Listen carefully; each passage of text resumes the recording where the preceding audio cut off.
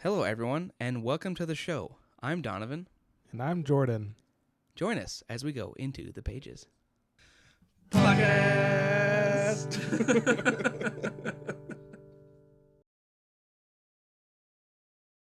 All right, welcome to a special extra episode. I was looking the other day I watched Brandon's weekly update, and he announced, like, oh, the next secret project is coming out. And I was like, oh, what the heck? Didn't realize it was coming out yet. I didn't pay attention, so figured we should do an extra episode to, be ready for next week. Yes, so this week we are just wanting to finish up so we can release a little faster the next secret project. Yeah, so next week will be... And because it's the end of the book and it's really hard to stop reading. There's always that, too. And Brandon delivers, I tell you what. These last few chapters, and I guess this last chapter and epilogues, roller coaster of emotions, tell you what. First I was like, no, then I was like, woo, then I was like, no, then I was like, woo. And then finally ended with a woo. So, a wide range of two emotions in this last couple of chapters. Which is how you know a book is good, if it can rank you about. So. Yes, quite right. Just diving right in. The first thing I really liked about this chapter is Hoyd gives a little perspective on the machine. Yeah. Which I think is like kind of like partially awakened, invested thing. So it kind of has some self-awareness, but it's still like a machine. Like we learn later on in this chapter that the machine just essentially does what it was told to do. Stack rocks, get a power source, stack rocks, get a power source. And so that's really all it cares about. But at the same time, it's slightly invested. And so it still like thinks and still kind of does things. Like I was able to assess that Yumi and the other Yoki-Hijo were kind of a threat, so it created the prisons. It also, we found out, kept the scholars kind of separate from the mush that is the shroud, which we've learned last week is essentially the souls of people and things that the machine used as energy and then created the shroud. Yeah. So pretty crazy. Isn't it a wonderful thing to think about that machine was created to stack rocks, and since they weren't very good, they did a terrible job at giving it like good commands. It literally wiped out practically an entire planet just so it could have a fuel source to stack rocks. Right. Almost everyone in an entire frick planet died and became the machine's like plaything just so it could stack rocks. It literally, and even if it weren't for the Yoki-Hijo, it probably wouldn't even made prisons for anybody. It probably just would have sat there eternally stacking rocks. Yes. The people who descended from the nomads like Painter and the rest of everyone in what civilization survived would literally just live their stupid existence, fighting nightmares, and Hoyd would be trapped forever. Well, would there even be nightmares? Because the nightmares happen when the actors in the prisons, that's right, kind of briefly escape the machine's attention. So I guess there wouldn't be, no. Because they wouldn't be formed. They would just be just dust. I wonder, so would there... So I think it would be different. Maybe it would definitely be different, in my opinion. I think you're right, though. So with that, Hoyd kind of explains that the machine couldn't really plan in the sense, but it could react. And then he kind of explains how the machine reacted to what happened to Yumi, which, the spirit that she summoned, the actual spirit that she summoned pretty much on accident, that she took away from the machine, was real spirit and formed a connection between Yumi and Painter. The spirit was just trying to protect Yumi and had no intention of making them swap lives, but Hoyd's like, well, that's what happens when you mess with this kind of crap. Like, yeah, because it's not a sure thing. Like, no one knows if you do this, what's going to happen. You don't know. Yeah, so I kind of just imagine the machine's reaction, like Yumi's freedom's like, and then so you didn't like it, and so then it makes like, okay, well, I have a solution for this. I'll just, because Yumi said that now that it can't erase her memories and make her relive the same day over and over and over and over and over and over and over. it's like, okay, well, sure, she can travel. And so Yumi's like, so Hoid said that every night when Yumi would go to sleep, the machine would disintegrate the town that she was in and recreate another town. But then Yumi threw a wrench in that because she went to the second town and stayed there. So the machine was like, Yeah, so she's just trying. and so the machine sent the Nazgul. How I thought about it, he sent this machine sent the scholars, Yes. who are its most dedicated servants. I thought about that statement. I was like, how are they the most dedicated servants when essentially everyone's just a slave? And I thought, oh, I guess they're slaves, but they're kind of like willing slaves, I guess is kind of how I thought. Maybe it's because they created it or something. I don't know. But I hated the idea of that. I would hate to be in those scholars' position anyway. Like, you create something and then it controls you. That super sucks. Yeah, especially when the purpose was to create a power source and you create it. It kills you and every single person that you know, as far as you know, the entire planet, and then does what you say it would tell it to do. So, I mean, kind of crappy situation to be in. Super crappy. So, yeah, I liked that perspective of the machine. And so the scholars are there to essentially figure out what's going on with Yumi and help the machine fix the issue. So it gave them much better instructions than they gave it in its initial creation. Yeah, essentially they had it reenact what they did 1,700 years ago, which is exactly what they did. They went town to town, showing off their machine, and then I guess the end result was in Torio they apparently had a different machine. We find out it's much bigger, like 30 feet high, and so yeah, those the little ones were just kind of like this last week, Brandon released their book club for Yumi, the one that his wife is hosting. And they referred to it as the father machine, but I don't remember saying that. Yeah. They did say that? Yumi's referred to it as that. Oh, okay. She was like, there's another machine, a father machine. Oh, okay. Yeah. Yes, the father machine is bigger and has lots of feet. Yes. But I guess that's getting ahead. But so yeah, then that dumps us into, I guess, the bulk of what these chapters are about.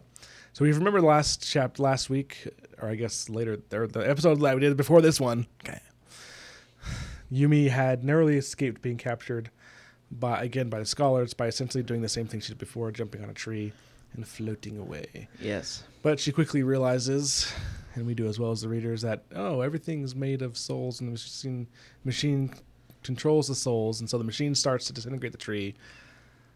But Yumi's like, well, yeah, like honestly, like she decides, well, I don't want this tree to be disintegrated, so it's not going to be, and then it doesn't. So it solidifies, and then she bumps against the prison, but then she wills it away, and then she starts to fly very slowly. She's like, oh, the wind's going to go that way, and so the tree starts going that way, and when she gets in the shroud, for some reason, it's transparent to her, and Hoid says it's probably because she pretty much is part of the shroud. Yes, and I like also how he kind of makes his little, like, I don't know what kind of joke you want to call it, but and she didn't even have to burn tin. Oh, yeah. Like, yep.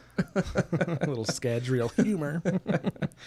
I like when we get Cosmere stuff, even if it's just something like that. I've said that before, I'm pretty sure, but I still like it. So she flies out, and she can see 13 pillars of light that are the other Yokihijo's prisons, and she sees one big pillar of light that she discovers is Torio City. And so that's where she heads, and she floats over that direction. On the tree. She's made it her own little transport. And that kind of this chapter is split up a lot, so there's a lot of pauses and breaks between. Yeah, Painter pretty much and from her. the rest of the books like that. Yeah, and so now flash to Painter. He and his friends were able to gather, I think it was at 37, something like that. Not very much, and it was a super small number. I think Hoyt has even said, 37 had come, and there was only 15% of the city's painter. Yeah, so there's like hundreds. I didn't realize there were. I didn't realize there were that many either. It makes me think that Kilohito is bigger than I was initially. Like it's an actual metropolis. I think it's closer to a metropolis than like a small town type of thing. And I'm kind of skipping ahead, but not part of the story. I read the postscript, and Brandon saying that he based Kilohito kind of more on modern Japan, and he based Yumi's world on like traditional Korea. So yeah, which I thought was super cool. Like Yumi's world was traditional Korea, and then Painter's was modern Japan. Yeah, so which I thought was super. Now that's what I'm picturing is just like Japan, Tokyo. That's what. I was freaking out at this point. at this point with Ben Painter's story because it was like taking so long.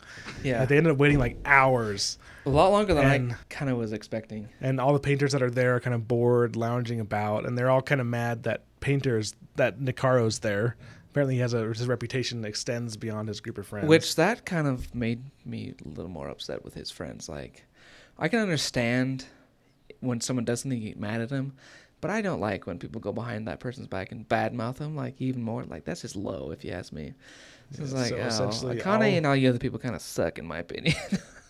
Yes. Be mad at Painter, but freaking get over it. Yeah.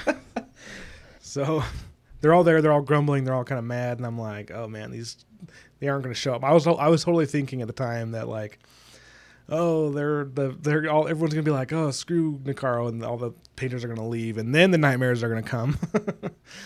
I had a very similar thought. I was thinking, like, this is not going to go over well.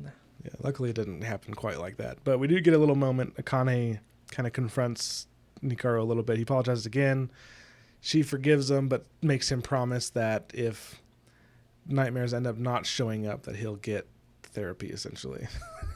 And he's all like, that makes him think, he's like, oh, I guess I could have made all this up. So he's like, yes, if nothing happens, I'll get help. That was pretty funny to me, yeah. But then in the nick of time, right when I was about to have a panic attack, that everyone was going to leave before the nightmares came. I never thought anyone would say, oh, the nightmares arrived in the nick of time. Yes, I guess that's true. But the shroud starts like undulating and like frothing, and then nightmares start to come out, emerge, and then we're back to Yumi. That's gonna be super scary to see, like, especially when it kind of seems like stable nightmares are pretty rare. Yeah, and that's why maybe the Dream Rot is more prestigious, because they're not as in demand as they could have been. That's true. But yeah, they start to come. So when we switch back to Yumi. Yep, now we're back in Yumi. I would wondered when Yumi started going, her plan was to go smash the machine with a rock, and she did that, but found out that wasn't like the father machine or whatever. And I wondered, like, is she going to smack the father machine with a rock too? This probably was her plan, honestly. So she makes a rocket launcher. Yeah, she makes it to Torio City, and apparently, I don't know if she was going slow or the Nightmare Scholars were just really fast, but they're there waiting for her when she descends. And they attack her, but at this point, Yumi's more confident, Yumi's more capable, and she's kind of like, no. And so they sink her hands in, kind of like Lee Yun did, to try to absorb her essence. But Yumi doesn't allow it. And then, in fact, she forces them back into their normal scholar forms, and then breaks the hold the machine has on them. Which I thought was really cool. Yes. I think that shows how much she is invested that she's able to do that. Yeah, for sure. And then they're all filled with regret. They're all weeping and wailing, and they're like, what have we done? What have we done? Like, what have we created? And so I thought that was refreshing, because I thought they were going to be evil scientists till the very end. Yeah, I thought so too. I was actually surprised. It seemed like they wouldn't be like that. I was surprised to learn that they would be like, oh no, what have we done? I can't believe we did this, blah, blah, blah. But I think that is interesting thing to see, because that, I think, tells us that they didn't create this machine with like evil intent. Like, they were actually just trying to be like, we need a good power source here, let's do this, stack rocks for us. And also they were kept kind of separate, and I think they kept a few of their memories and a semblance of who they were. So 1700 years, it's a long time, even if you only have partial awareness. Yeah, holy cow. So, I would hate that. I'm sure that they're pretty. It was a small mercy that Yumi got her and everyone else got their memories erased. Yeah, that's true. But maybe they would have fixed this problem sooner if they hadn't, but who knows? And this is kind of what we learned. We talked about this a little bit earlier, but it's saying the scholars kind of explain the machine doesn't really want anything. It's just following its commands. Use the spirits as a power source and stack rocks. Yeah. And so that's literally all it does, all it cares about. And Yumi is kind of like a threat to that, because it can't use her, and so that's why kind of just rehashing what we already talked about. But just further confirmation from the scientists, and I liked this little quote. This was one of the scholars said, "Our shame, our sorrow, powered perpetually by the spirits now, the machine will never run out, never shut down on its own." because Yumi's kind of interrogating them, basically saying like, "How do I destroy it?" Yeah. And Like, they turn basically it say you off. can't, because the machine, as part of its limited self-awareness, has put up a shield to protect itself. And like a literal shield too. I was thinking it was something else, but she can't get through to it. Yeah, Yumi. She we're kind of skipping ahead a little bit here, but Yumi finds the machine kind of in the center of the town. And yeah, when she tries to approach it, she face smacks into an invisible wall. And she can see the spirits that it has captured. Yeah, they're swimming around imprisoned differently than I assumed. Yeah, I was gonna say that. Like, Yeah. I had suspected a while ago. I don't remember when I said it, but I thought like, oh, the machine is capturing the spirits, and that's why they asked Yumi for help. But it definitely was not in a way that I was thinking. No, it's more like almost. I kind of picture it as like hypnotizing / mesmerizing them. Yeah.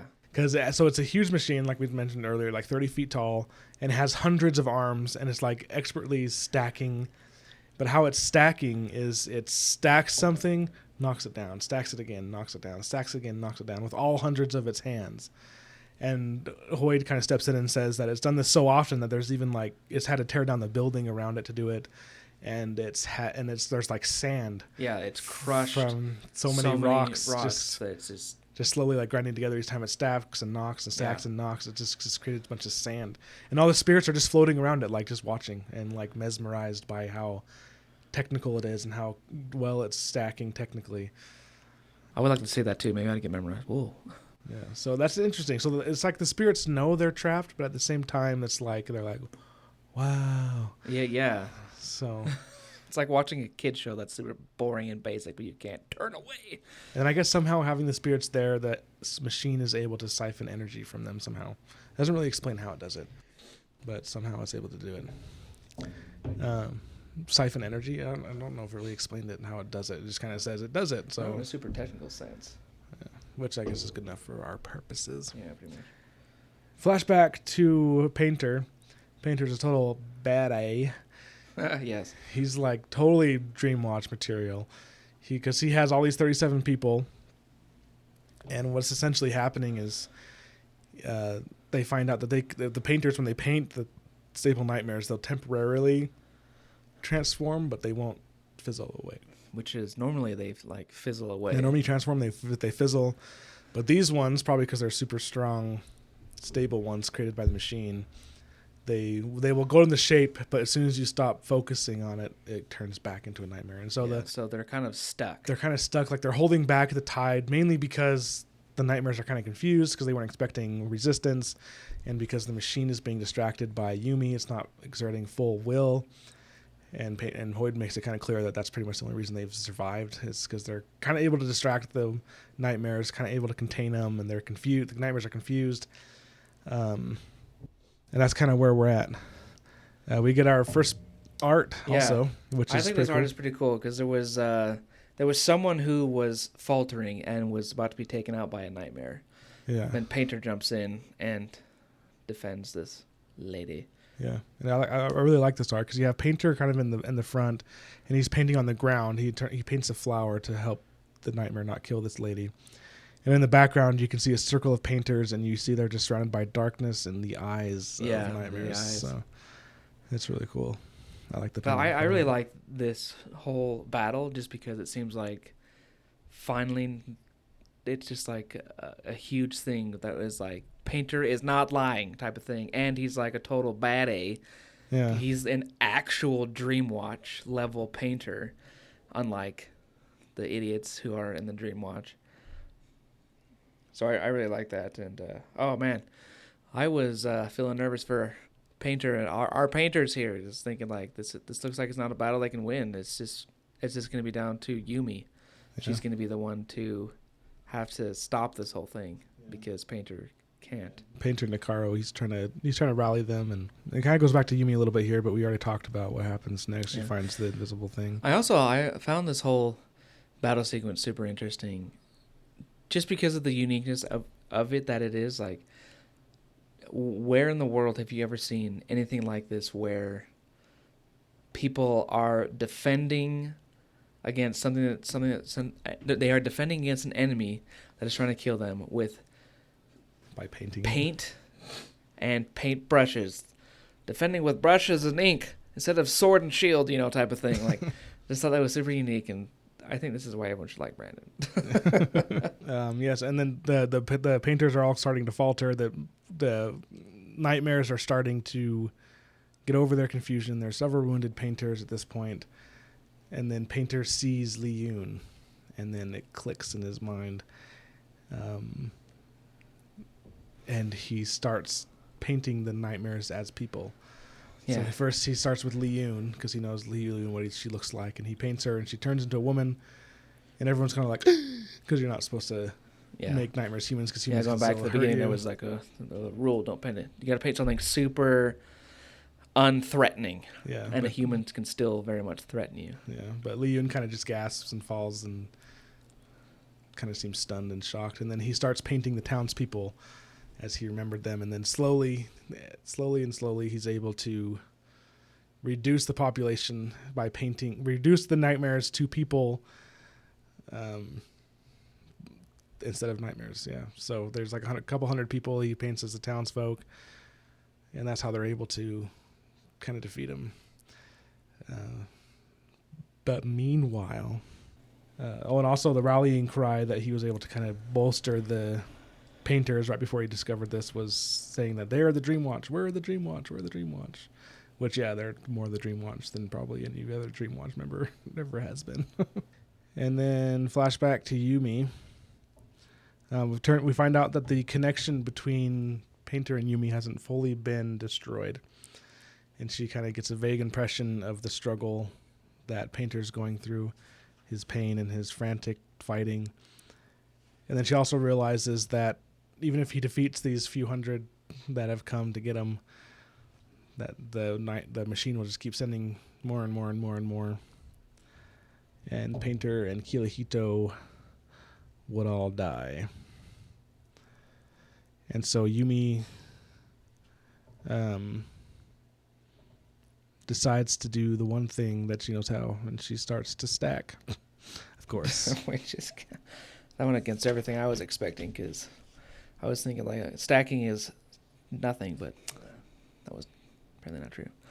And so, but the way she's stacking, and again, we get this reemphasized. Hoyt's already mentioned this a few times, but the muscle memory that Lee Yoon has makes her someone who has like 20 lifetimes of experience stacking rocks. So she's like beyond even master levels. This just is. And so she creates these insane things like 50 or 60 rocks and hundreds of stacks, and she's just going crazy and crazy. And it actually starts to work. Slowly some of the spirits start to drift away from the machine to Yumi, and then they kind of start going faster, and then the machine's freaking out. And this kind of mentioned that I thought was interesting, that one of the big reasons why the spirits were more attracted to Yumi's was because hers was more organic and like passion and had creation from a human rather than just like technical proficiency, which I liked. We get an art in this in chapter 41 that I thought was super cool, just because it shows us Yumi's beyond masterful stacking of rocks. Yeah, it's pretty intense. Like, they're really freaking high. Yeah, her biggest stacks ever. I don't even know how I don't understand how she could stack that high without a ladder. I mean, it says she climbed on stuff, but maybe there's more stuff around her than the picture says. But I thought it was funny how the machine panicked, too. How does a machine panic? Right, it starts going faster, but it doesn't work. I guess it's self-aware enough that it can have something like panic in its emotional whatever. And that panic ends up being its own downfall, because it starts to stack faster, and because of that it becomes reckless, and because of that it's not as technically proficient, which means more spirits go to Yumi, until eventually Yumi's taken all the spirits away from the machine, and kind of like you predicted, it is very similar to a hive mind type thing happens. We're so sad about that, but it's better. Like, okay, let's compare Marvel for a second. Like, what I hated about like the first Avenger movie, and that big army comes and attacks New York City. They were all like creatures, their own thing, unless I completely misunderstood something. But it doesn't seem like there was no indication to say that those creatures were connected in any sort of way to the mothership. Yeah, So I really hated that because, they blow up whatever ship was in space on the other side of the portal, and then just suddenly all those creatures just like, oh. Yeah, and just die. It's like, okay, But easy. this one is better. I still don't like the hive mind view because it just is stupid usually. But I like this one because, it's Makes like the machine is using all of its investiture to create something. And so the machine keeping these things alive and doing something with it is killed or whatever. So yeah, that was better. Because the shroud is apparently the souls of living things that it just keeps, and then it can form stuff out of it. And so exactly. When Yumi takes away all the spirits from the machine, it loses its power source, which I thought it would, once it lost the spirits, it would once again try to use the soul shroud, but I guess not. So once it loses its power source of the spirits, apparently, I liked this. So the machine over 1,700 years, obviously, parts would break down, it would rust, disintegrate, things would fall off, and it used energy from the spirits and investiture to patch itself up. Yeah, that was definitely cool. And so when it lost that power source, it also lost those spare parts. Yeah, that just and so essentially just disintegrated. Yeah. Which must have looked cool. Which, as soon as that happened, it was kind of like a massive ripple effect. Like, the shroud starts to lift, the nightmares that Painter were fighting, the people that they turned into start to kind of fade away. But they seem happy, like the people, they're like smiling as they're like looking up, and Leon even looks at Painter and smiles. Yeah. And so it seems like they're obviously 1,700 years of being trapped. I'm sure it's a great relief. Yeah, me too. But I thought it was funny because, sorry, we can say something. Oh, I thought it was fun. What? I was going to say something, but I don't know. I don't know if it was confusing. Whatever. But one thing I was just going to point out that I thought was funny because they talk about this in Brandon's book club as well, where one of the guys on there is like, I wanted to hate Leon because of how she treats Yumi in the beginning and all the abuse she kind of passes down. But then like Brandon and his skillful wizardry with that pen of his made us all like Leon and be like, oh, good, she's happy now. Yeah, seriously. But as the shroud is, Yumi also starts to disintegrate because her body died and her spirit, her soul was able to use the shroud that the machine was creating to kind of form herself, and so she starts to disintegrate, and she's able to reach out to Painter, and she's kind of like, remember how you said that some stories are sad? And Painter's like, no. Yeah, seriously. It's like, oh, dang. This one has to be a sad story, son of a crap. I know, that's why I was like, yay, aw, yay, aw. This is one of the aw. Yeah, this is definitely a son of a bee moment. Like, I was definitely surprised. I was just like, what? I thought she was gonna live. I was gonna take it. That's why we tried so much. The thing is, they finally, like, after butting heads, now they're happy, and now she's gonna freaking die. Like, it's going through all these emotions. This is like freaking A. What I liked is in the background of this, so they're like having this psychic communication where the Painter's like, no, don't die, and Yumi's like, this is how it is. Like, even now, I'm starting to forget like who I am and what I look like and what my name is. I guess it's just their connection that's kind of helping her stay around a little longer. But while this is all happening, since the shroud is disintegrating, the sun's coming through, and everyone in Painter's city is like, yeah, I thought that was, they were like the end of the world. Literally like, freaking out. They're like full on panicking. They're like shying away from the foreign light because none of them have ever seen sunlight. And even Painter, when he first saw it in Yumi's world, was like, WT to the Yeah, I never thought about this, but they all must be pale as crap white.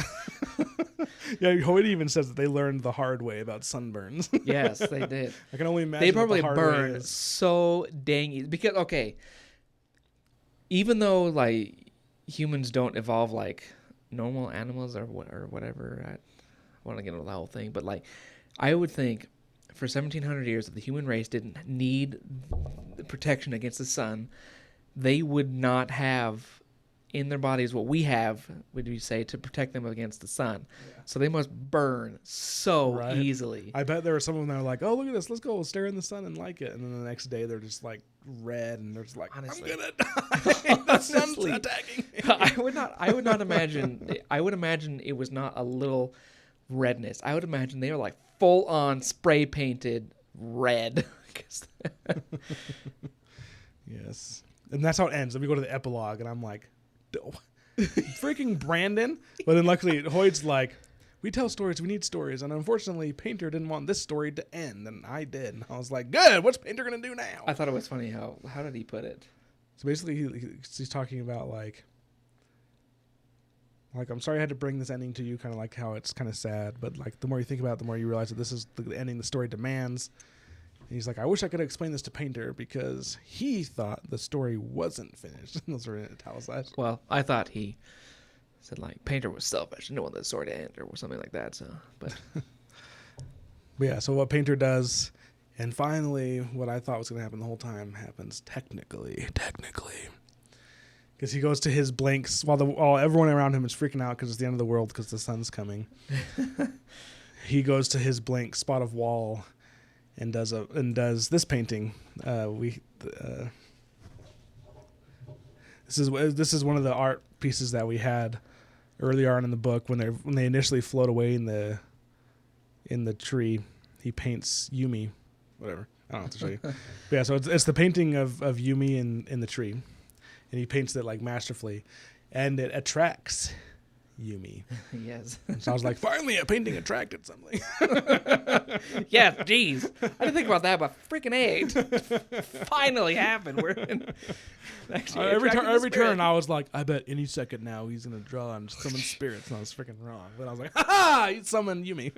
Yeah, freaking finally. Gosh. Yes, but she's formless, and she's in the two little wisps of the shroud, kind of touches Painter, and that kind of same warmth comes. And then he's like, you deserve to be happy. You deserve to live. After all you've been through, you deserve to choose. And she's like, yeah. And then she chooses to be real and forms. But I don't know if she actually has a body or if she's just like a spirit still. I don't know. So I'm like, can they have kids? Or is she just like going to be young forever? And then once Painter dies, she'll just decide to disintegrate? Like, I don't know. I'm kind of confused. Probably is my guess. Maybe she'll choose to get old, too. Also, I think it was one of her predictions. I don't remember. Oh, it says as real as anyone else because she wanted to be. So I guess as real as anyone else. So I guess she was an actual person. Yeah. But I totally... We one of us predicted that Painter would paint that wall as Yumi. I'm pretty sure. All right. I remember that. So, I don't remember who it was, but yes. Well, yeah, we got to take it out. It was a small thing, but we'll take it. And then it was right about this point we get the epilogue 2, and right about this point, what's his freaking name? Hoyd wakes up. And it's funny because Design's just like sitting there watching him, like smiling, and she's like, "I built a restaurant," and he's like, "I know him," and he's like taking all the coat hangers off, and he says he had a blink paint out of his eyes. Oh, jeez. And he's like, "Cursed cryptic," and I would have been like, I would have been more mad than that. Honestly. Like, you painted my balls. That would have been so dang uncomfortable. Holy crap. That would have been the worst. I would have been super pissed. Yes, and then he references Tress in the Emerald Sea, which I thought was awesome. Do tell. Because Design's like, what happened? Like, why'd you freeze? And he's like, you remember when I lost all my memories? And she was like, oh, yeah, that was hilarious. Oh, wait. I'm pretty sure that's... Do you think that was Tress? Yeah. Because I also remember in Stormlight... Odium, a.k.a. Kardashian. No, what the frick is his name? Taravangian. Where do you get Kardashian? What's the name of his town? Oh, I don't remember the name of his town. But... Something like Kardashian. Anyway, because remember Hoyd, when he confronts Odium, who he thinks is Odium, Hoyd becomes suspicious and Odium does something to make him forget what just happened and like reapproach him. Oh, that's what I thought. Because, I mean, I can't... It's been almost a year since we read Tress.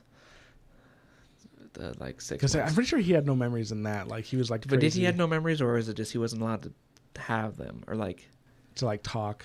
Like, he wasn't... He was like made to be stupid and not able to talk about his curse. Maybe it's more that. So maybe he is talking about... Because there was the few moments, remember, when he became like... He could say something not stupid.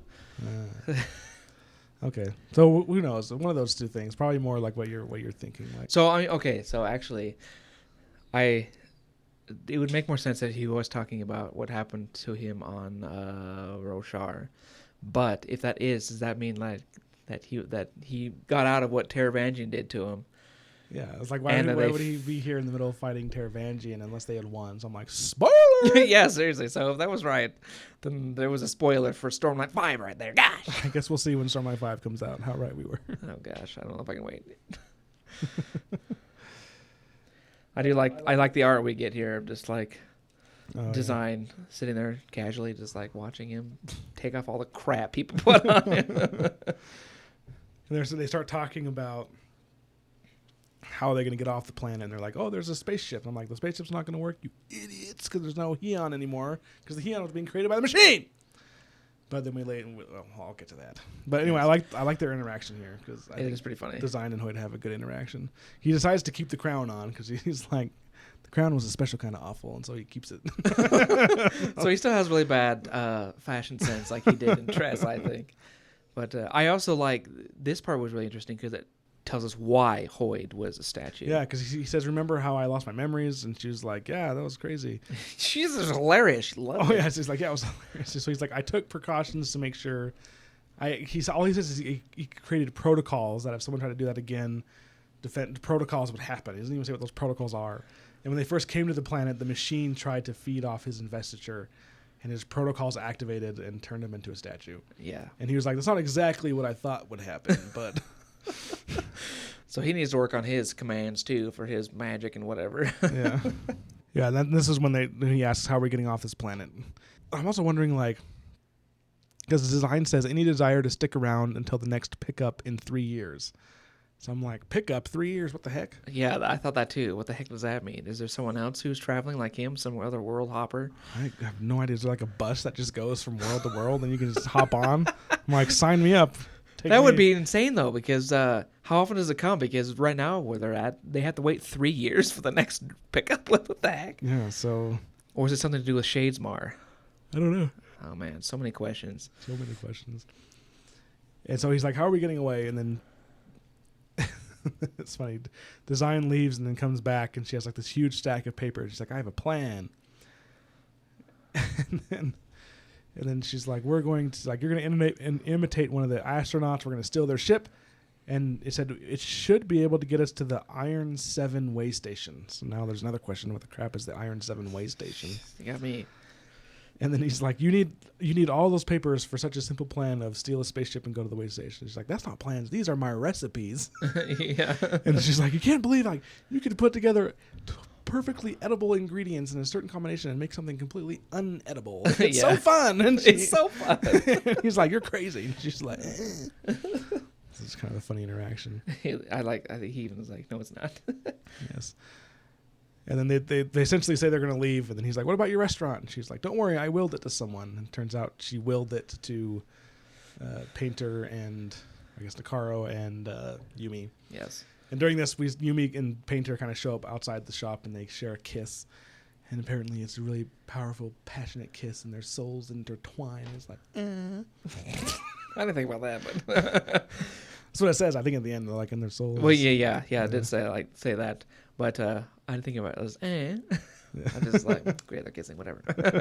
And apparently it was a terrible kiss, but they have never Born experienced. of inexperience, yeah, because they're so both never neither kissed of them knew it anybody. was a bad kiss, and it was really great for them. Yeah. And we also find out the name of this planet, which I don't know if we ever knew before, Kamashi. Yes, Kamashi. I thought they were talking about the town. I was like, wait a minute. You're like, Kiyohito, freaking idiot. And you're like, oh, it's the planet. Yes. And it's in and I don't get this part because it says you find it in the Utal system in dual orbit with the planet Utal, which you might have heard about for other reasons. And I'm like, great, what have I freaking missed now? We've missed something, that's for sure. Dang it. I love it when Koi says something and I'm like, I know what you're talking about because now I have no idea what he's talking about. It makes me mad. So if anyone knows what that's referring to. Yes, we need you to comment below. Let us know because we don't know. No. We're amateurs, apparently. And yeah, then the rest of this epilogue, we kind of get a nice, neat bow on the story. Yeah. And it turns out, and Hoyt's saying at the time of me telling you this story, like, they're still around, like Yumi and Painter are still around, but they want a quiet life. Like Painter didn't take any credit for rallying the painters. Yes, which actually there was only one painter of the 37 who died, and they gave all the credit to that woman. Give the credit all to her. I don't remember her name, but it also says they were able to convince their friends that Yumi wasn't a sister but a secret girlfriend, which was confirmed when Painter's parents come to town. It's like, we don't know who this bitch is. Yeah, that's probably exactly what they said. We don't know who this lowly woman is. That's what they said. This lowly woman. And they continue design shop and call it the Noodle Princess, and it's the best shop in town, and there's like an art gallery there from Painter, as well as tons of things stacked. And it doesn't really mention this, but what happens to all the hundreds of painters that are also in one night out of a job? Yeah, we don't know what happens to the regular painters, but the Dreamwatch painters all had to go get jobs at their mommies and daddies corporations. I know, instead. It's kind of like a boo. Yeah, like, well, wah. You probably have to sit on your butt in some office and get paid $25,000 a minute. Yeah. But it also answers some, I guess, general questions. Like it says, it was hard at first, but the society was able to survive. There were some spirits that actually liked being Heon lines. Yes. And so they agreed to continue to be Heon lines for a price. I love their price. I know. It's like, it turns out that spirits love historical dramas. That's why Yumi was so like, what is this show? I need to watch it every day. We will power your entire world and your spaceships if you give us soap operas. So ridiculous. I would be like, you need to cancel all soap operas if you want to use me. So that kind of keeps at least their power and electricity going. Yeah, and that makes it so that Yumi can do she doesn't have to be a Yoki Hijo anymore because they find out this unnecessary. Yeah, because they want to watch the spirits have another price. She doesn't need to summon them. Be like, you know what? It's funny. I never mentioned this before, but for some reason, I always imagined like when Yumi summoned a spirit with her rock stacking in her Yoki Hijo days. I always imagined her like a clown. She didn't look like a clown, but like a clown with like a balloon. That just squeaking this, and then she would put it into a shape of whatever the person. There you go. Here's the basket. Yeah, but just imagine that. But it's hilarious. Yeah, that was hilarious. And then farming's also addressed because the plants in Painter's world have adapted in darkness and to grow on Heon lines. Those still work as long as they're in shade, like they don't get any sun. And they're in shade and they can grow with Heon lines. And apparently they were able to find seeds in Torio City. And we were able to plant stuff from Yumi's world. And apparently the rocks started getting hot again, which we forgot to mention this, I think. Maybe we mentioned it. I forgot if we mentioned it. But anyway, the heat on the rocks in Yumi's prison was created by concentrated investiture. But I guess now it mentions it again. Here it says that the Heon lines were able to help with the heat of the rocks. I was like, so is there concentrated investiture under the rocks again? Is that where the spirits live? I don't know. But there's floating plants again. Yes. Which I wonder if more people saw that. See the world, plants are floating. And they went crazy. And then Hoyd extends kind of an invitation. I interpret it as an invitation. He says that if you plan on visiting, say hello to me to Masaka and all of them. And he's like, make sure to tell Masaka that she looks very human because she likes compliments. Yeah. But he also says, if you visit, make sure not to reveal what Painter and Yumi actually are because they just want a quiet life. And I was like, I want to visit. Right. And then I want to go to Brashar, and then I want to go to Scadrial. Yes, and I want to be like Hoyd and get all the powers as I go. Yes. Give me that Mistborn bead. And I want a Spren to follow me around. That'd be awesome. Even if she just laughs at you as your eyes are painted and she makes you into a coat rack. I want a sassy Spren. Right? What is up with that? It's so fun to have a sassy sidekick type of thing, especially for us, the readers and viewers and such. Yes. It's hilarious. And that pretty much wraps the it up. The story ends with the last art of Yumi and Painter making out. Yep. Of course they did. Passionate. Wonder if I have any kids. I wonder if they even can. I think so far this has been my favorite secret project. Yeah, this is a really good one. It's been really good. I liked it a lot, but I think Tress is my favorite. Yeah, this is also Brandon's favorite for those who read the acknowledgments. So this is Brandon's favorite because apparently he wrote it as a gift to his wife, and they're both really happy that we now get to share in it because it was born because his wife kept saying, "You need more romance in your books, and you need more romance." And he had a lot of other inspiration from mangas and Manga. I think like manga. Manga, yeah. Yeah, so if you're interested to see the inspiration from that, go read the postscript. It's good stuff. Yeah. But I think this was the secret project that he was originally not going to share. Like, he was like, this is just for Emily, and he wasn't going to release it. But then she read it, I guess, and was like, oh, you got to release it. You got to bring anyone else on this because she liked it so much. But I'm glad that he did. yes, it was a good one. Shared it with us because it was really good. Definitely. The thing that is going to keep me reading Brandon's books until the day he or I dies is his just unique storytelling abilities, and like you'll never see anything like this. I think I just love how everything is unique to him, and it's great. Yes, amen. So yeah, now we're done with another secret project. Yes. Again, of course, we can't wait until the next one, which is only a few days from now. Thank you. As of this recording, a few days. Yes. So next time we get together, we'll be talking about the first few Next chapters. Week's episode will be about the first few chapters of Secret Project number 4. Yeah, so stick around. This is the final secret project of the year, and then it'll be over. That'll be sad. Year of Sanderson is one book away from being over. Yep. That is actually sad. Yes, it is. It's been a really fun year. Y'all should let us know what you think of Yumi the Nightmare Painter. Did you like it? Did you hate it? I've heard mixed things. I heard mostly good things, but there's always some people out there who don't like everything, which is fine. They can just not like things, whatever. We really liked it. We're really glad you guys joined us. So yeah, let us know what you think, and join us again next week as we go back into the pages of a new book. Oh yeah. Fade out.